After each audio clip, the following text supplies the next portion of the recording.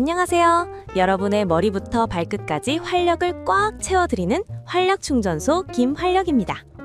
오늘은 우리 중장년층의 말 못할 고민, 바로 머리숱에 대해 이야기해 보려고 합니다. 머리숱이 많으면 10년은 젊어 보인다는 말, 진짜 공감하시죠?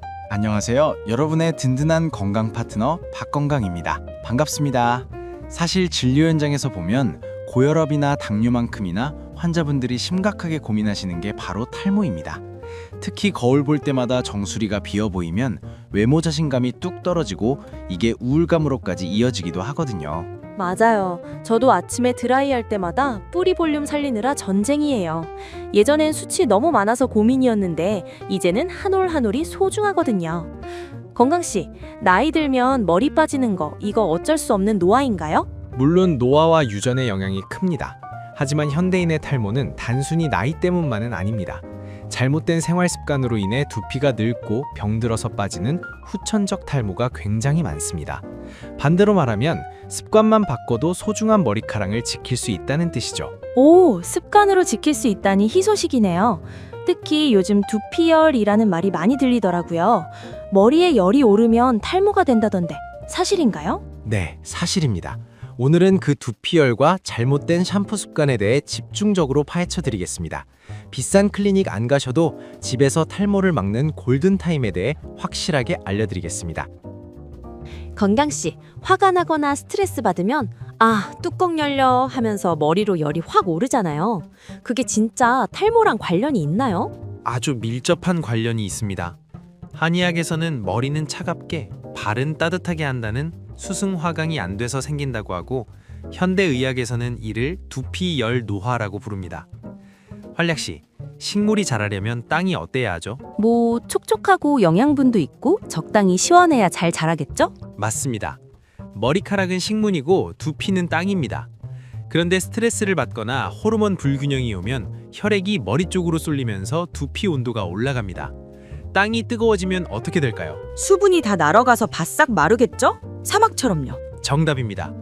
두피 온도가 1도 올라가면 피지 분비량은 10% 증가하고 수분은 급격히 증발합니다. 두피가 사막처럼 건조해지면서 모공이 힘을 잃고 넓어지는 거죠. 모공이 넓어지니 머리카락을 꽉 잡아주지 못하고 쑥쑥 빠지게 되는 겁니다. 으아, 제 두피가 사막화되고 있었다니. 게다가 피지까지 늘어난다고요? 네, 열이 오르면 우리 몸은 두피를 보호하려고 기름을 뿜어냅니다. 이 기름이 모공을 막으면 염증이 생기는 지루성 두피염이 되고, 이게 탈모를 가속화시키는 주범이 됩니다. 악순환이네요. 열 오르고 건조해지고 기름 끼고 염증 생기고 머리 빠지고. 그럼 이 열을 어떻게 내려야 해요? 얼음찜질이라도 해야 하나요? 열을 내린다고 찬물을 끼얹거나 반대로 시원하다고 뜨거운 물로 지지는 분들이 계신데 둘 다 위험합니다. 가장 중요한 첫 번째 습관은 바로 물 온도입니다. 샤워할 때 뜨끈한 물로 머리 감으면 피로가 싹 풀리는 것 같아서 좋던데 그가 안 좋은 건가요? 네, 두피 건강에는 최악입니다. 두피도 피부입니다. 우리가 세수할 때 뜨거운 물로 하면 얼굴 당기고 건조해지죠? 두피는 얼굴보다 모공이 더 크고 예민합니다. 뜨거운 물이 닿으면 두피에 필요한 유분막과 수분 보호막이 싹 녹아서 사라집니다. 보호막이 벗겨지는군요. 그럼 아까 말한 사막화가 더 빨리 오겠네요? 맞습니다. 게다가 두피 단백질이 변성되어 머릿결도 푸석해집니다. 반대로 너무 차가운 물은 기름때를 제대로 못 씻어냅니다. 삼겹살 기름 설거지할 때 찬물로 하면 어떻게 되죠? 하얗게 굳어서 안 닦이죠. 똑같습니다. 두피의 피지와 노폐물도 찬물로는 안 씻깁니다. 그래서 정답은 미지근한 물입니다. 체온과 비슷한 36에서 37도 정도의 물이 가장 좋습니다. 미지근한 물. 손목에 댔을 때 따뜻한가 싶은 그 정도죠? 네, 그리고 마지막 헹굴 때만 약간 시원한 물로 마무리해주면 모공을 일시적으로 수축시키고 두피 열을 내리는 데 도움이 됩니다. 하지만 처음부터 끝까지 찬물은 비추천입니다. 물 온도는 알겠고요. 이건 진짜 논쟁이 많아요. 아침에 감아야 스타일이 산다는 파, 저녁에 감아야 개운하다는 파. 건강씨가 딱 정해주세요. 탈모 예방에는 언제가 좋습니까?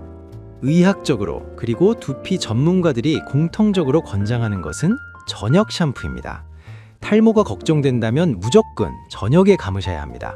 저녁이요? 머리 안 말리고 자면 베개 축축하고 찝찝하잖아요. 아침에 감으면 뽀송하고 좋은데 왜죠? 활력 씨, 우리가 하루 종일 밖에서 활동하죠.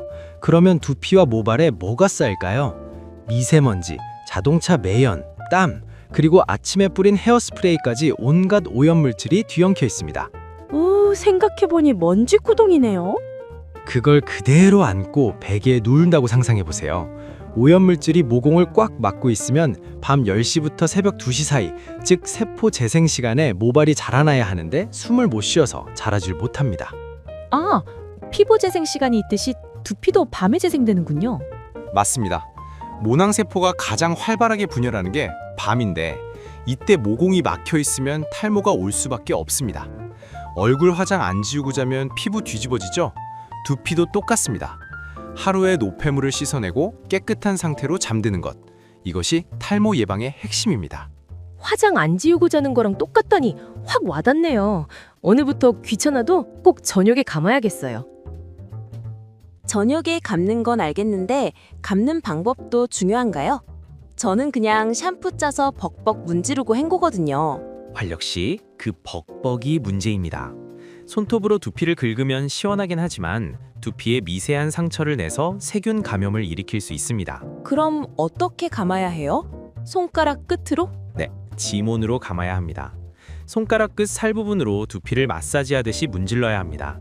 그리고 여기서 꿀팁 하나. 샴푸를 바르고 바로 헹구지 마시고 1분에서 3분 정도 거품이 있는 상태로 두십시오. 양치하듯이 3분이요? 네, 불릴 시간이 필요합니다. 때를 밀 때도 물에 불려야 잘 나오죠. 두피의 각질과 피지도 샴푸 거품에 불려야 모공 속까지 깨끗하게 씻겨나갑니다. 샴푸 도포하고 양치질을 하거나 몸을 씻으면서 시간을 좀 두세요. 아하, 불리는 시간. 저는 성격이 급해서 바로 헹궜는데 때가 하나도 안 빠졌겠네요. 그리고 헹구는 게 가장 중요합니다. 샴푸 잔여물이 남으면 그게 다시 모공을 막고 산화되면서 독소가 됩니다. 이 정도면 됐겠지 싶을 때 1분만 더 헹구세요.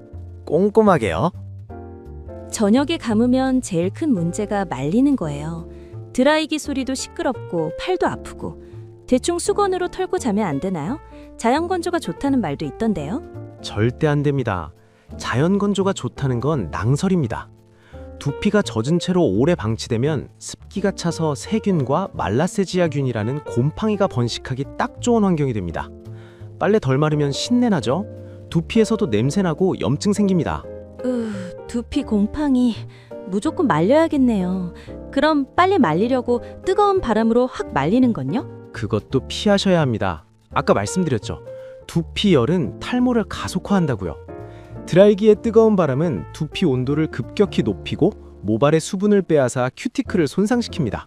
까다롭네요. 안 말려도 안 되고 뜨거워도 안 되고. 그래서 찬바람이나 미지근한 바람을 사용해야 합니다. 드라이기를 머리에서 20에서 30cm 정도 떨어뜨리고 두피부터 바짝 말리세요.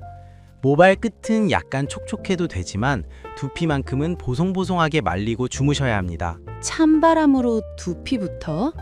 시간이 좀 걸려도 내 머리카락 지키려면 투자해야겠네요. 씻고 말리는 건 마스터했습니다.